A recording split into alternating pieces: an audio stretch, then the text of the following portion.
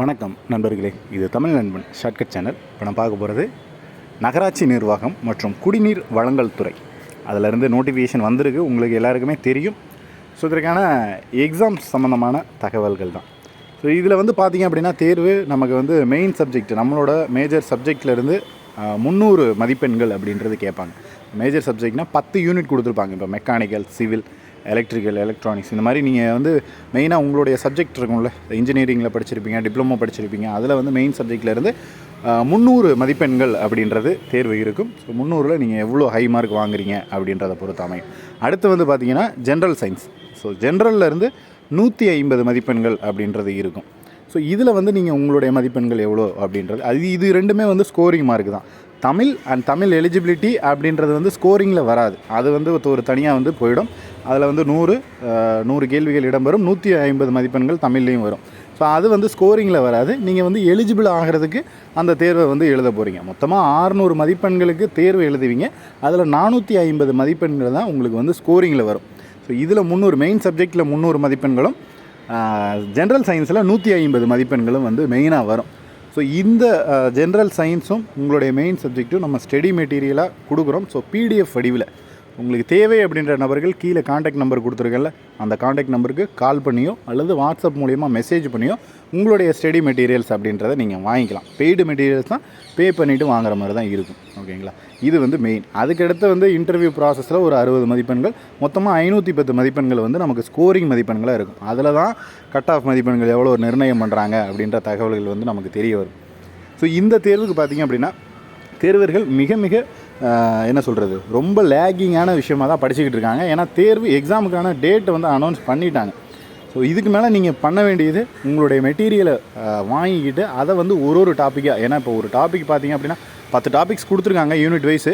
அதுதான் ரொம்ப முக்கியம். நமக்கு ஜென்ரல் சயின்ஸில் 150, தமிழில் தமிழ் எலிஜிபிலிட்டி டெஸ்ட்டு தான். அது ஒன்றும் பிரச்சனையே இல்லை, அதை பற்றி கவலையே பட தேவையில்லை.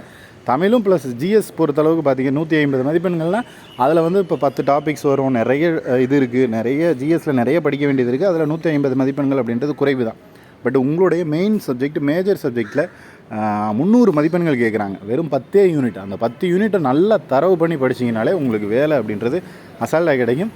ரொம்ப ரொம்ப ஈஸியான விஷயம் தான். நீங்கள் ஜிஎஸ் ஃபோக்கஸ் பண்ணுறதுக்கு பதிலாக அதுக்கு தான் ஏன் மார்க் எவ்வளோ வருது, ஒரு சப்ஜெக்ட்லேயும் எவ்வளோ மார்க் இருக்குது அப்படின்ற தகவலை நம்ம கொடுக்குறோம்.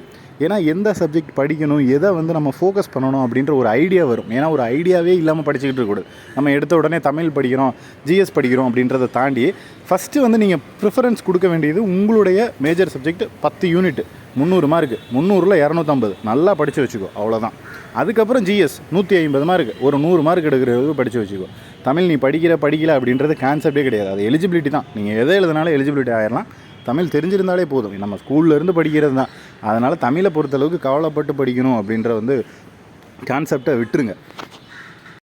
தமிழ் மேக்ஸிமம் ஈஸியாக தான் இருக்கும். அதில் எந்த பிரச்சனையும் இல்லை. ஜிஎஸும் உங்களுடைய மேஜர் சப்ஜெக்ட்டும் நல்லா ஃபோக்கஸ் பண்ணி படிக்க ஆரம்பிச்சிருங்க. நிறைய நண்பர்கள் இன்னும் படிக்கிறதுக்கு ஸ்டார்ட் பண்ணவே இல்லை. என்னென்ன யூனிட் இருக்குது, என்ன சிலபஸில் என்ன கொடுத்துருக்காங்க அப்படின்ற தகவலே தெரியாமையே இருக்காங்க. அதனால் நீங்கள் எங்கேருந்து கேதர் பண்ணாலும் ஓகே, உங்களுடைய மெயின் சப்ஜெக்டில் இருக்கிற 10 யூனிட்ஸை ஃபுல்லாக கவர். அதாவது இன்னொரு விஷயம், நீங்கள் என்னென்னா நிறைய பேர் இந்த 10 யூனிட்டையும் எடுத்து வச்சுட்டு நான் அதுக்கப்புறம் தான் படிக்க ஸ்டார்ட் பண்ணுவேன் அப்படின்ற ஒரு மைண்ட் தாட்டில் இருக்கீங்க. அது கிடையாது. ஒரு யூனிட் எங்கேருந்து வேணாலும் உங்களுக்கு அதர் சோர்ஸில் மூலிமா மெட்டீரியல் கிடைச்சாலும் ஓகே. ஒரு யூனிட் கிடைக்கிது, இல்லை ஒரு பேஜ் கிடைக்கிது அப்படின்னா அதை படித்து முதல்ல முடிங்க. அதை படித்து முடிச்சுட்டு அடுத்ததை தேட ஆரம்பிங்க. நம்ம என்னென்னா அதாவது கலெக்ட் பண்ணுறதுல தான் இருக்கும். இது எனக்கு இல்லை, இந்த டாபிக் இல்லை, இந்த சப்ஜெக்ட் இல்லை, இதில் இது இல்லை, அது இல்லை. இருக்கிறத படிச்சிட்டிங்களா அப்படின்றத என்னுடைய கேள்வி. முதல்ல இருக்கிறத நம்ம, ஏன்னா குறைந்த நாட்கள் தான் இருக்குது. இன்னும் ஒரு கரெக்டாக பார்த்திங்கன்னா 3 மாதம் கூட இல்லை. ஸோ அதனால் முடிஞ்ச வரைக்கும் நம்மளால் எந்த அளவுக்கு ஃபோக்கஸ் பண்ணி படிக்க முடியுமோ அதை படித்து முடிச்சுட்டு அதுக்கப்புறம் தான் இல்லாத சப்ஜெக்டை, இல்லாத சிலபஸை தேடும். ஃபஸ்ட்லேயே எல்லாத்தையும் தேடி கலெக்ட் பண்ணி வைக்கிறதுக்கே உங்களுக்கு 2 மாதம் ஆகிடும். மீதி 1 மாதத்தில் எல்லாம் இருக்கும், ஆனால் படிக்க டைம் இருக்காது. அதனால தான் சொல்கிறோம், உங்களுக்கு கிடைக்க என்ன கிடைக்குதோ, ஒரு யூனிட் தான் இருக்குது, ஃபஸ்ட்டு யூனிட் தான் இருக்குது அப்படின்னுக்கிட்டனா அந்த ஃபஸ்ட்டு யூனிட்டை ஃபஸ்ட்டு முடிங்க. அதுக்கப்புறம் அடுத்து அந்த கலெக்ட் பண்ணுற ஒர்க்கு சைடில் பண்ணுங்கள்.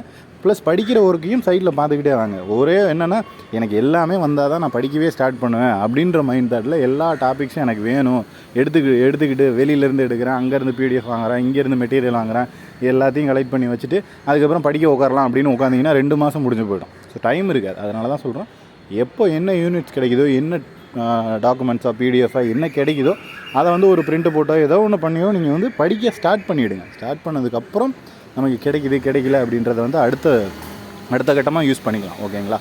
இதில் உங்களுக்கு வேறு ஏதேனும் சந்தேகங்கள் இருந்துச்சுன்னா கீழே கமெண்ட் பண்ணுங்கள். நெக்ஸ்ட் அடுத்த வீடியோவில் பார்க்கலாம். தேங்க்யூ.